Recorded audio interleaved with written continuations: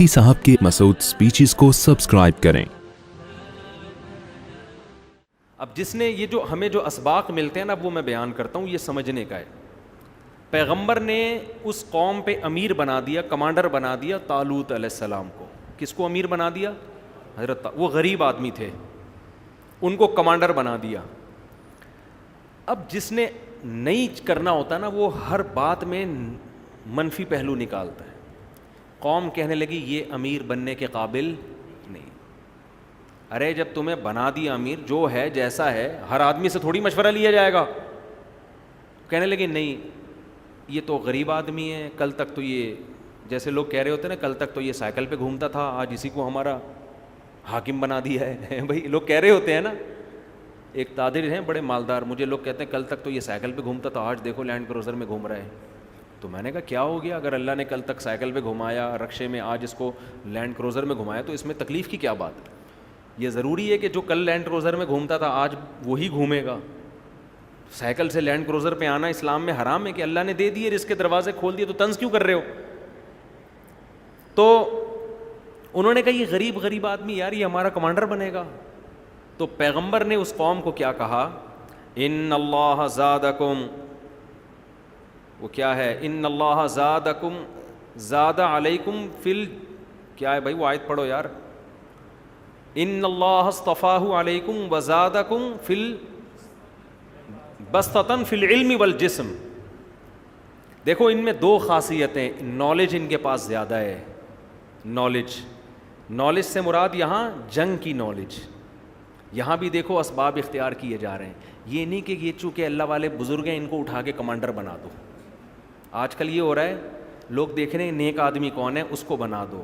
نیک ہونا الگ چیز ہے، تجربے کار ہونا الگ چیز ہے۔ کتنی خاندانی بات کی، آج ہم نے ایک مہمان بلائے تھے نا، بڑی زبردست۔ میں اکثر بیانات میں یہ بات کہتا رہتا ہوں کہ رسول اللہ صلی اللہ علیہ وسلم نے حضرت خالد بن ولید کو کمانڈر بنایا، حضرت ابو ہریرہ کو کمانڈر نہیں بنایا۔ حضرت ابو ہریرہ کو حدیثیں یاد کرنے پر لگایا، خالد بن ولید کو حدیثیں جمع کرنے پر بولو نہیں لگایا۔ جس کے اندر جو صلاحیت ہے اس سے وہ کام لیا جا رہا ہے۔ حضرت بلال کو مؤذن بنایا، آواز اونچی ہے، آواز اچھی ہے، ان کو جنگ میں کمانڈر نہیں بنایا جا رہا۔ تو ایبلٹی دیکھی جاتی ہے۔ آج ہماری تباہی کا ایک بہت بڑا ذریعہ یہ بھی ہے کہ فقہا نے تو یہاں تک لکھا ہے کہ جنگ میں دو آدمی ہیں، ایک آدمی وہ ہے جو فاسق و فاجر ہے، گنہگار آدمی ہے، نیک نہیں ہے، جنگ لڑنے کا تجربہ ہے، فائٹ اچھی جانتا ہے۔ مسلمانوں کا کمانڈر اس فاسق و فاجر کو بنایا جائے گا۔ دوسرا نیک ہے، پرہیزگار ہے، اللہ اللہ کرتا ہے، تہجد گزار، روزے دار، مگر جنگی تجربہ اس کے پاس بولو نہیں ہے، اس کو کمانڈر نہیں بنا، وہ مروا دے گا۔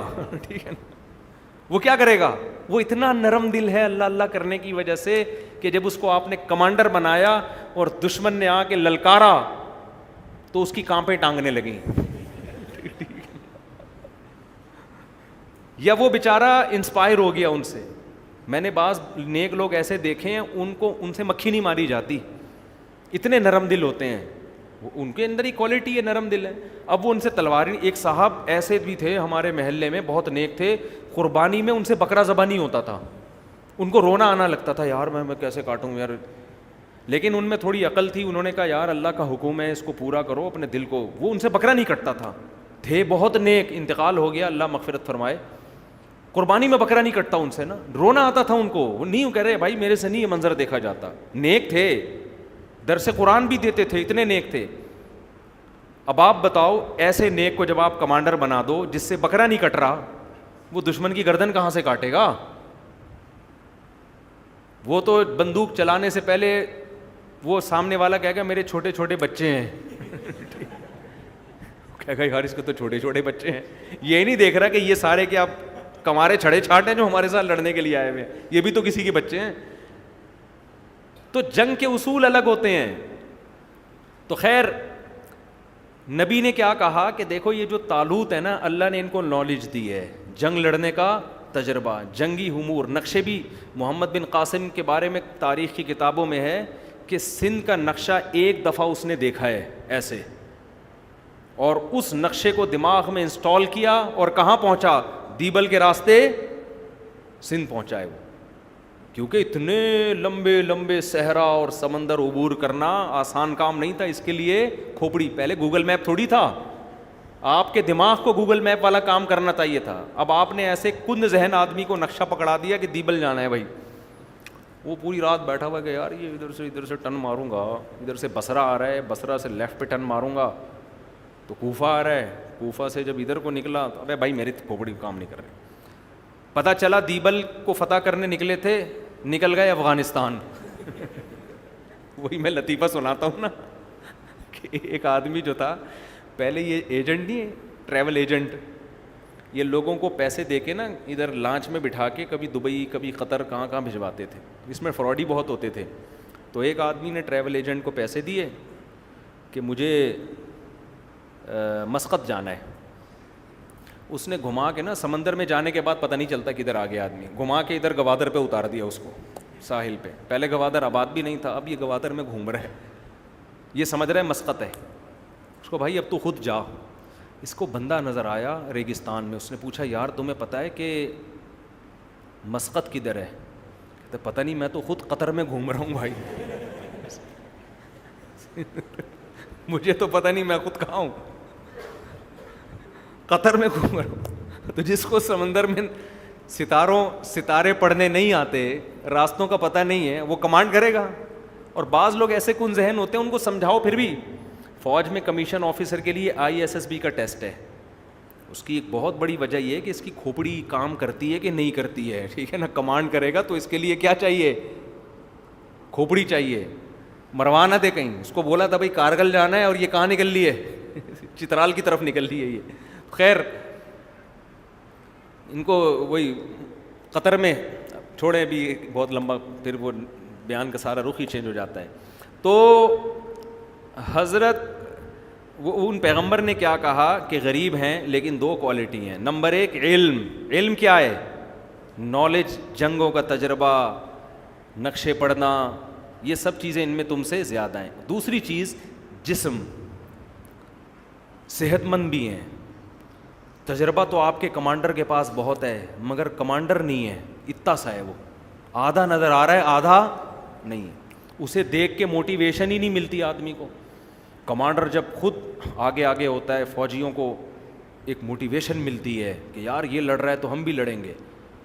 یہ انسان کی نا پرسنالٹی کا بڑا, فوج میں بڑے دیکھو گورے نے نا, گورا بڑا ہوشیار ہے. گورے نے فوج میں کچھ ایسے جو ہمارے ملک میں بھی فالو کر رہے ہیں, گورے نے بڑی کچھ چیزیں بڑی خاندانی کی ہیں. اور یہ نبی صلی اللہ علیہ وسلم کا اصول ہے. ہمارے نبی صلی اللہ علیہ وسلم فوج میں کمانڈر بناتے ہوئے یا کسی دوسرے ملک کا سفیر بناتے ہوئے جسمانی پرسنالٹی بھی دیکھا کرتے تھے. علامہ ابن کثیر رحمہ اللہ نے لکھا ہے کہ نبی نے جتنے سفیر غیر ملکیوں کے پاس بھیجے نا, غیر ملکی بادشاہوں کے پاس, ان میں دو کوالٹی تھیں. سب خوبصورت تھے اور سب کو بولنا بڑا اچھا آتا تھا, تاکہ جب پہلا امپریشن پڑے نا غیر مسلم بادشاہ کے پاس, وہ متاثر ہو جائے, روب میں آ جائے کہ بھائی کوئی بندہ آیا ہے بات کرنے کے لیے. آپ نے کسی ایسے کو بھیج دیا, اس سے بات ہی نہیں ہو رہی, وہ ہچکچا رہا ہے, اس کی کانپیں ٹانگ رہی ہیں, وہ گھبرا رہا ہے, تو وہ کہے گا یار جن کا نمائندہ ایسا ہے وہ قوم بھی ایسی ہوگی. حالانکہ ضروری نہیں ہے بھائی, ہو سکتا ہے یہ بندہ ایسا ہو باقی قوم ایسی نہ ہو. پرسنالٹی کا بھی بڑا خیال کیا ہے.